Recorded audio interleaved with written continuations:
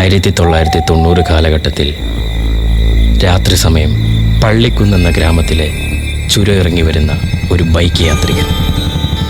Bike ഓടിക്കുന്നത് ആ ഗ്രാമത്തിലെ പള്ളി വികാരി തരീനച്ചനാണ്. പെട്ടെന്നാണ് തരീനച്ചൻ്റെ ബുള്ളറ്റ് അപകടത്തിൽപ്പെട്ട് കൊക്കയിലേക്ക് വീഴുന്നത്.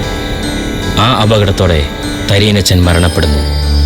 പിന്നീട് അച്ഛൻ്റെ ആത്മാവ് ആ ഗ്രാമത്തിൽ ഉണ്ടെന്നുള്ള കെട്ടുകഥകളും പ്രചരിച്ചിരുന്നു. കാലങ്ങൾ പലതും കടന്നുപോയി. 2023 ഡിസംബർ മാസം രാത്രി സമയം മദ്യലഹരിയിലായിരുന്ന ആ ഗ്രാമത്തിലെ പ്രമാണിയുടെ മകൻ ജീപ്പ് ഓടിച്ചുകൊണ്ട് വരുന്നു. പെട്ടെന്നാണ് ആ ജീപ്പ് അപകടത്തിൽപ്പെടുന്നത്. പ്രമാണിയുടെ മകൻ്റെ മരണവും ഗ്രാമനിവാസികളെ ഭയപ്പെടുത്തിയിരുന്നു. പോലീസ് അന്വേഷണത്തിൽ പ്രത്യേകിച്ച് തെളിവുകളൊന്നും ലഭിച്ചിട്ടില്ല. ആകയാൽ ചുരത്തിലുള്ള രാത്രിയാത്രകൾ അവിടെയുള്ള പലരും ഭയപ്പെട്ടിരുന്നു. അങ്ങനെയിരിക്കെ ആ ഗ്രാമത്തിലെ പോലീസ് സ്റ്റേഷനിലേക്ക് PC ജോർജ് എന്ന പുതിയ SI ചാർജ് എടുക്കുന്നു.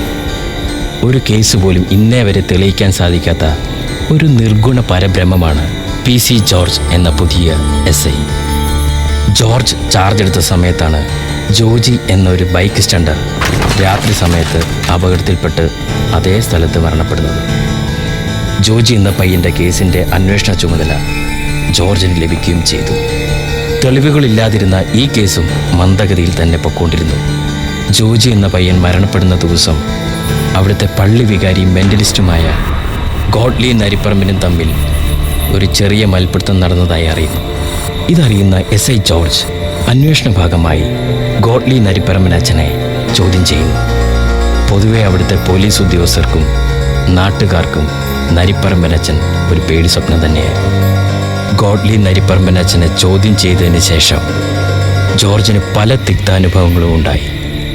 എന്നിരുന്നാലും ഒറ്റയ്ക്കിരിക്കാൻ ഇഷ്ടമുള്ള ജോർജിന് തൻ്റെ സ്വപ്രയത്നത്തിലൂടെ ഒരു തെളിവ് കിട്ടുന്നു. തനിക്ക് കിട്ടിയ തെളിവിലൂടെ ജോർജിൻ്റെ ജീവിതത്തിൽ ആദ്യമായി ഒരു കേസ് തെളിയിക്കുന്നതാണ് ഈ കഥയുടെ ഇതിവൃത്തം.